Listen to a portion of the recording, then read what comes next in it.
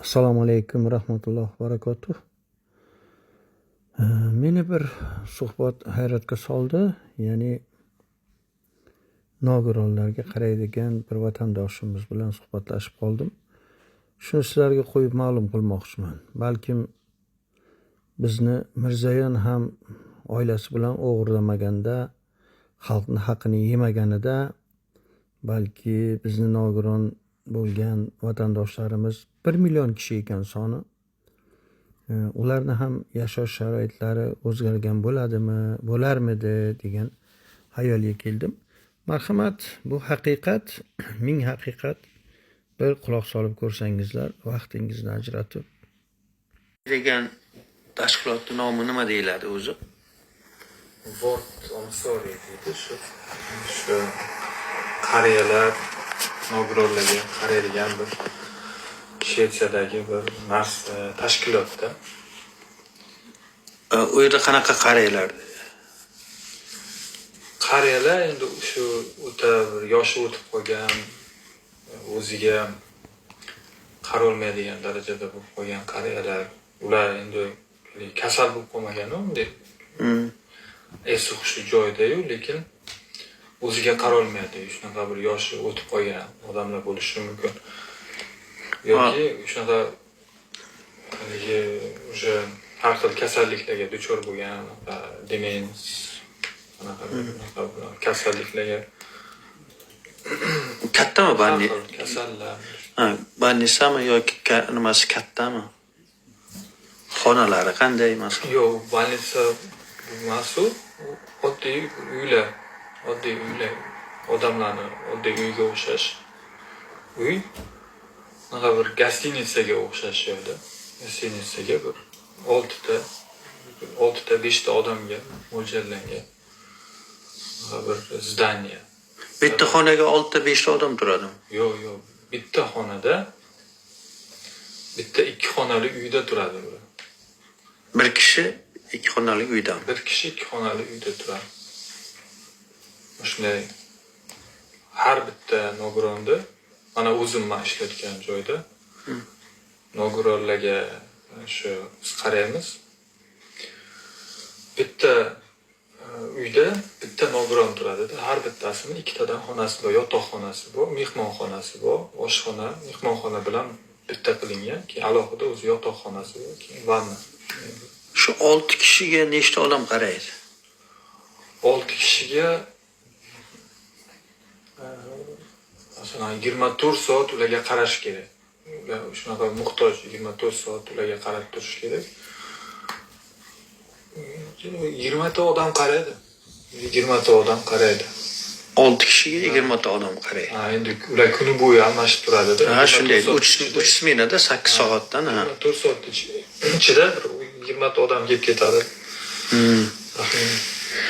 Ular ovqat berishlarini biron yerdan ovqat qilib kelasizlarmi? Sizlar tayyorlab berasizlarmi? O'zlari zakaz qiladimi? Ovqatlari qanday? Ovqatlarini shu bir kishi uyga kirib, o'zini oshxonasida uni shu sog'ligiga qarab, uni tanasiga qarab, qanday muhtojliklar bo'lsa, shunga qarab dietolog bitta kelib, uni menyusini tuzib beradi, qanaqa ovqat yeyish kerak. Uni shu qonlarini tekshirib olishib, uni agar uni sahari qanaqadir ko'payib ketgan shunaqa bo'lsa, shunaqa unga mumkin bo'ladigan ovqatlarni qilib berish kerak bo'ladi.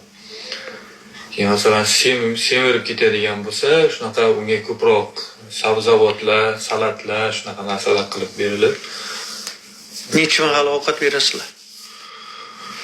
3 mahal. 3 mahal, keyin uni orasida yana 1-2 marta anaqa mayda ular mezanmol deydi, shvedlar, orada beriladigan meva-cheva, yogurtdan tashqari 3 mahal yaxshigina to'liq ovqat yeb oladi ular. Zavtrak, obed, ujinda. Endi 24 soat bo'ladigan bo'lsa, kechqurun ular uxlaydigan payti ham baribir odam bo'lar ekanda, shunday bo'ladimi? Ular uxlayotgan paytda ham bir kishi qarab turadi ular kechqurun axrani. Ular uxlaydi hammasi, keyin bir kishi qarab turadi ularga, kecha tekshirib turish kerak ularni har. Shunaqa. Masalan, kimnidir burolmaydigan, Buralib yotolmaydigan. buralib yotolmaydigan, o'sha bir xil holatda uxlaydigan odamlar bor. Shuni kechqurun kirib, biz har 1 soat, 2 soatda uni chapga, o'ngga qilib turishimiz kerak. Bo'lmasa ular shunaqa har xil kasalliklar bo'lishi mumkin, muskullari shunaqa bo'lishi mumkin. Bizga shunday vazifa berib qo'ygan, har soat borib suv ichadiganlari bor, shu og'zi qurib qoladiganlar va ularga suv ichirib qo'yishimiz kerak bo'ladi. Mana har xil holatlar bo'ladi. Masalan, xonasiga kirishga, hammasini xonasiga kirishga ruxsat bormi sizlarga?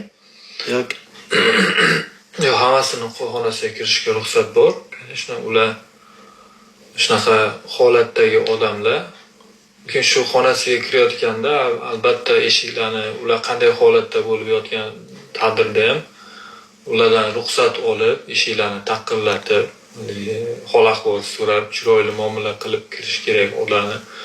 U shunaqa hatto gapirolmay, o'zini his qilolmayotgan holatda biz ham umuman bir qimirlamay, gapirlamay bir tochkaga, osmonga qarab turadigan odam bo'lib, shunaqa darajadagi nogironlarga ham ular bilan chiroyli munosabat qilishga majbur qilib qo'ygan. Ular shunday qilish kerak, bo'lmasa shu protokolga yozilgan, shunday bo'lishi kerak. Shunaqa muomala qilib kirishimiz kerak ular oldiga. mana bu meditsina vrachlar alohida kelib qarab turadimi ularga? Qanday nima qilishadi, masalan? Ularning holatidan biron kishi xabar oladimi? Ha, ularning holatidan o'sha 20 masalan kunduzi doktorlar bor, kechqurungi doktorlar bor. Agar biza tanasidan biron narsa ko'rib qolsak, misol qanaqadir tanasidan bironta barmog'idan gribok bo'lib, qichib, bironta qizarish ko'rib qolsak, birdaniga rasm olib kunduzgi doktorga yuboriladi. Ular bizga choralarini bizga tushuntirib beradi, nima qanaqa mas kerak, o'sha yozib beradi. Yoki o'zi kelib ko'rish kerak bo'lsa, kelib o'zi ko'radi, qarab ketadi. Keyin kechqurungi doktorlar bor. Kechqurun bo'ladigan paytda masalan epilepsiya bo'lib qolishi mumkin, har xil holatlar bo'lib qolishi mumkin. Shunda kechqurungi doktorga telefon qilinadi. U aytadi qaysi dorilarni berish kerak, nima qilish kerak. Yoki bironta agar shunaqa bir vaziyat bo'lib qolsa, agar biza yordam bera olmay qolib, nima bo'lsa, конечно, скорый помощь keladi. O'sha yotganlarning qarindoshlari yoki aka-uka, umuman oilasi bormi o'sha odamlar? Ha, bor. Ular